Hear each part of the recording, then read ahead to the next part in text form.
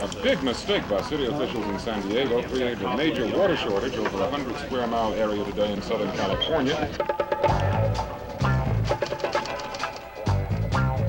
Calculated how much water from other sources they had on hand. On a national level, he's a virtual unknown, leaping into combat with proven heroes whose names alone are weapons in the ratings war. Chancellor, Brinkley, Cronkite. But Max Robinson rarely shows intimidation. The ABC Network News Department, for whom he serves as a point man, is aggressive, ambitious, innovative. 5, stand by.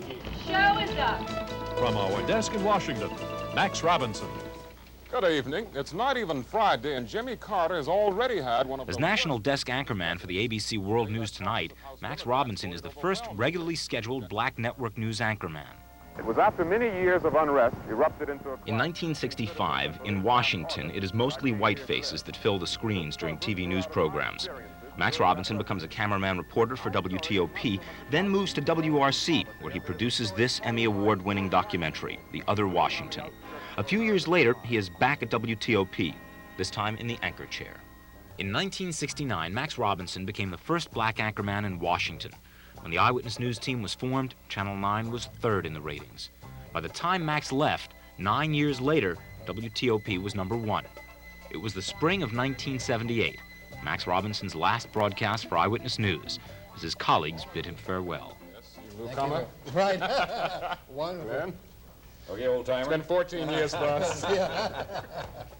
When Max left Washington, it was almost as a conquering hero. There were parties celebrating his success, accolades from public officials.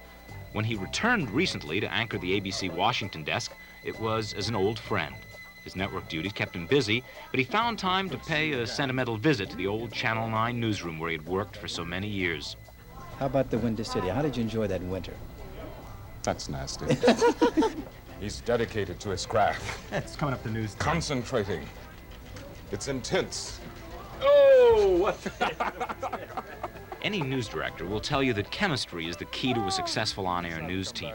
And no alchemist could have concocted a more powerful mixture than the one which bubbled on the air every night when Max was part of the team. Here's an old clip from a segment we called Gordon's Garden. Do the tomatoes ripen faster on the vine than off the vine? I don't know. Oh, wrong question. Wrong question. Wasn't in my list. I don't have the answer. Okay, sorry, Mary Rose. Max managed to maintain an air of dignity in the midst of some outrageous on-air outbursts. The solid, straight man. Mario Soto got his first Major League win. You probably remember his brother D. Yes. In the second game, Cincinnati leading in the third inning. It was back to that same anchor desk that we brought Max during his recent visit to Washington. We talked about the past and the future. Have you got any idea how much time you ever spent in here? No, somebody was asking me recently, how much time have you logged in the air flying around the country in the last year? I haven't had time to sit down and think about things like that. You know, hopefully when I'm 65, I'll have the time, I'll add it up, and I'll talk to you. I believe this is your seat. I remember this well. It doesn't have your name on it anymore. How have you been? Good, good. You? Pretty good. You gotta be tired.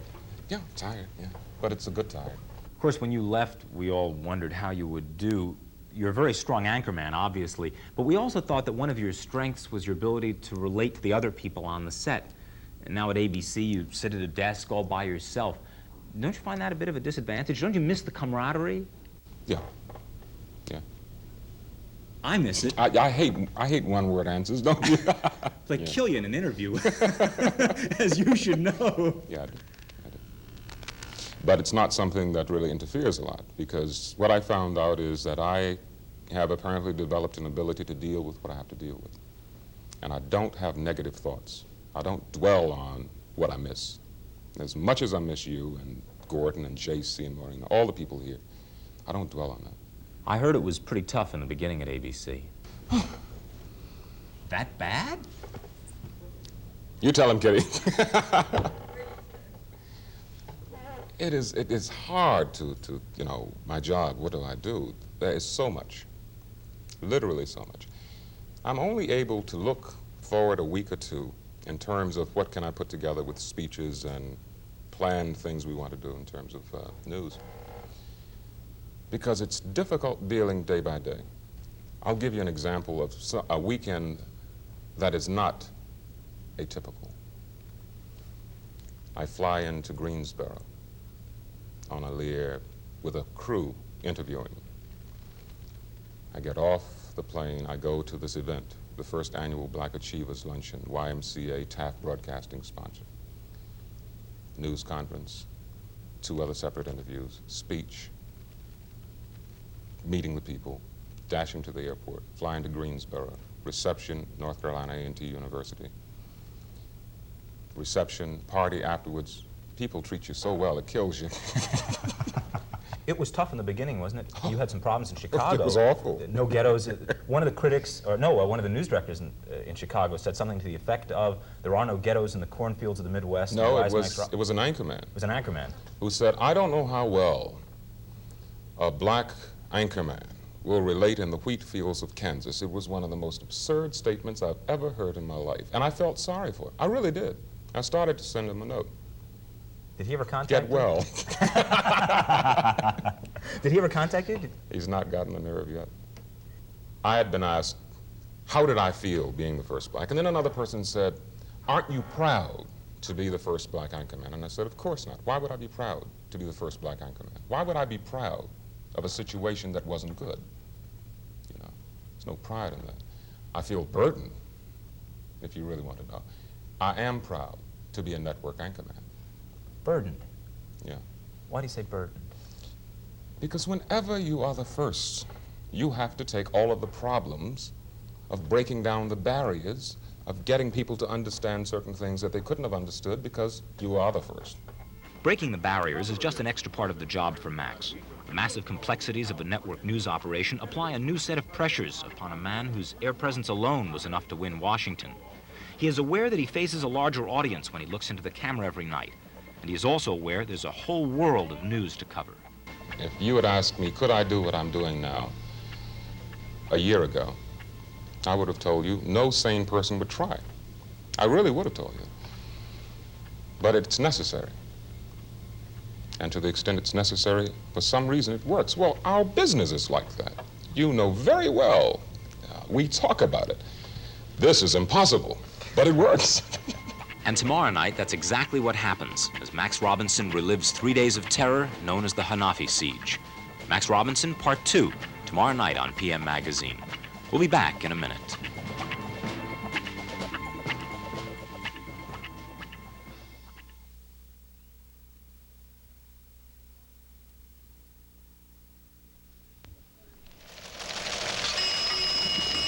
One minute.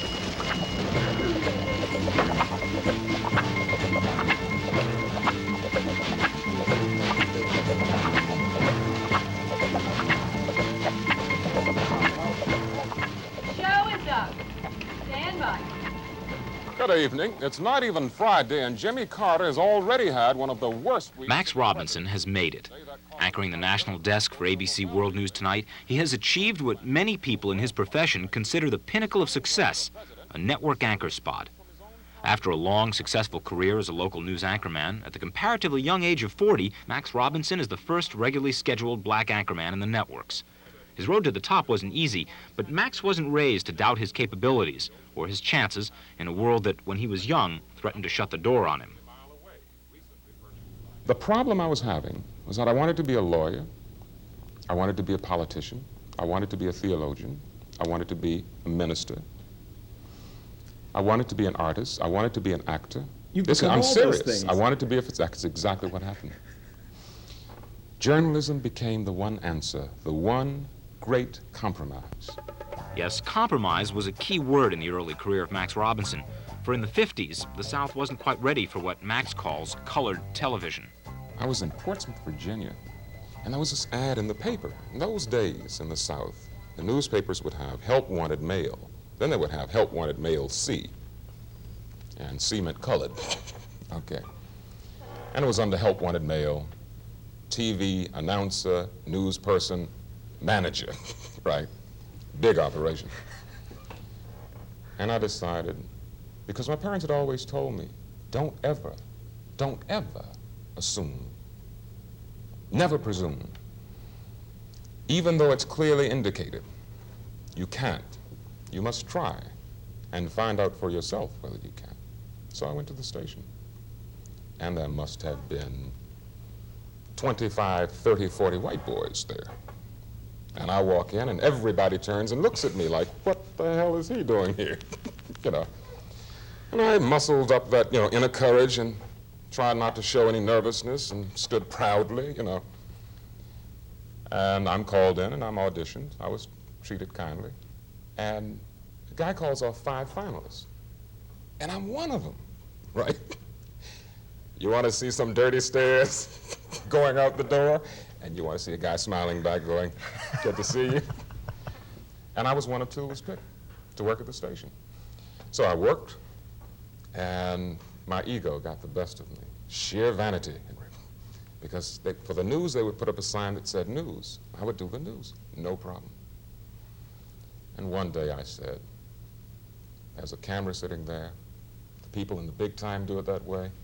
The people who know me here, I'm going to get on camera. I did. And they weren't quite ready for color television. I was fired. Obviously, the folks in Portsmouth, Virginia didn't discourage Max for long. He hopped on a bus to Washington, and by 1965 had become floor director at WTOP. 3 weeks later, he had mastered an old Bell & Howell 16mm camera to become cameraman reporter. And within 4 years, he was the city's first black anchorman. Give me a lead, fast. But almost 10 years later, it was Max's work during a terrible tragedy that catapulted him to national attention as a broadcaster of the very first rank. A small group of stranglehold on Washington. 130 hostages held in 3 public buildings with threats that heads will roll. A journalist is killed, a councilman wounded. With news teams in a state of suspended exhaustion working round the clock, police forces paralyzed at the prospect of mass murder. Who does the Muslim leader Khalis contact to make his demands known to the world? Camera 2, my QMax. But once the film is removed from this country, once you are asking that those responsible for the deaths or who killed your children be brought to the B'nai B'rith building. And the ones that killed Malcolm. Why did the Muslim leader Khalis choose to speak to Max Robinson? Of all the broadcasters in Washington, of all the important citizens in a town filled with them? Well, perhaps for the same reason that so many viewers tuned to Channel 9 during the crisis. After it was over, many citizens said that Max Robinson and his colleagues represented a calm, reliable communication source in the midst of chaos. In the end, as the bells tolled and the hostages were released to their families, Max expressed the collective relief of an entire city. It's a funny thing, Gordon. I don't think there's anything wrong with saying this. Those of us in the media are not all cynical, cold, out for a story. I think every one of us, certainly those of us that I know, were hoping for a happy conclusion, a bloodless conclusion to the story, and all the faces I've seen this day indicate that we're all saying, frankly, thank God. It was perhaps one of the most stressful a long moment in my life. You pulled through it remarkably well. At the end of it, you were as composed and as articulate as you were when we first got word that it had all come down. I don't understand how you did that. If it could have gone away, we'd all have been blessed. But I'm a journalist. And at all times, I was a journalist. I think I managed to be a human being in the process, and I think all of us as journalists should do both of those things. You have reached what, for many news people, is the final step, the epitome in I'm TV only news. 40. See what I mean? Don't talk to me What do you about do now? final steps. What do you do now? What do I do now? Yeah, from here. We've got to move the biggest institution in television news that ever came down the pike. His name is Walter Cronkite. What do we do now? There are a lot of things to do. How long do you think that will take? I don't know. I'm not predicting. It's got to be a murderous job, though. The job? Taking on that kind of a challenge. No, all you do is do your work as well as you can. I don't think about moving Walter Cronkite as much as I think about getting World News Tonight, ABC News, to do my part to add to what they already are building as the finest news team in this country. Which sounds just like the old Max. Confident, self-assured. Once again, he has a long way to go. Again, he is part of a team struggling to reach the top of the ratings. Again, as a black man, he has achieved a broadcasting first. And again, Max believes that he will be part of a team that is number one. Max has many assets. He is authoritative, personable, but above all else, he is a believer. I'm Max Robinson. Have a good night. We'll be back in a minute.